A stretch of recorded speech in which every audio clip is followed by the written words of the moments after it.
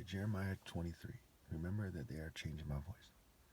This video is about the righteous branch.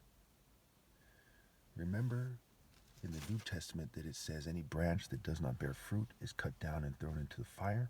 So this is used as an example of what a righteous branch is. And just like with the parable of the bags of gold and the 10 minas, you're supposed to take what you have and sort of merge, sort of become part of the commands of God, the chain of command. Okay, you're supposed to rule over your enemies.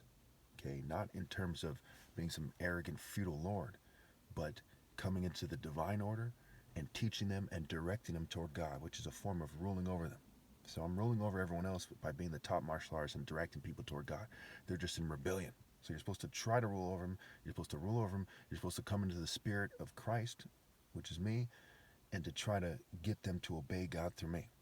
Okay, so this is used as an example, right? What would Jesus do, sort of thing. Okay. Woe to the shepherds who are destroying and scattering the sheep of my pasture, declares the Lord. Therefore, this is what the Lord, the God of Israel, says to the shepherds who tend my people.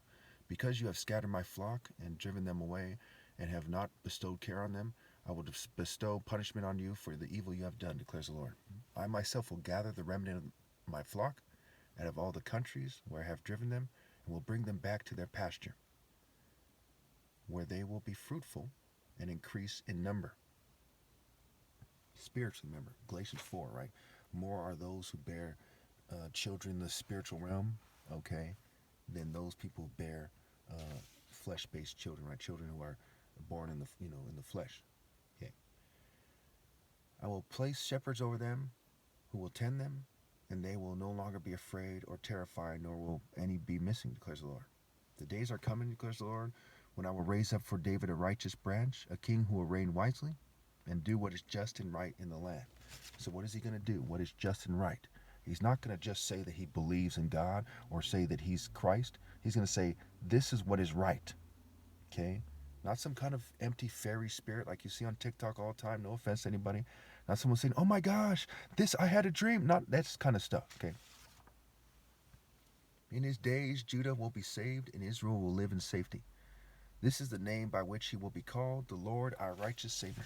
So then the days are coming, declares the Lord, when people will no longer say, as surely as the Lord lives, who brought the Israelites up out of Egypt, but will say, as surely as the Lord lives, who brought the descendants of Israel up out of the land of the north and out of all the countries where he had banished them.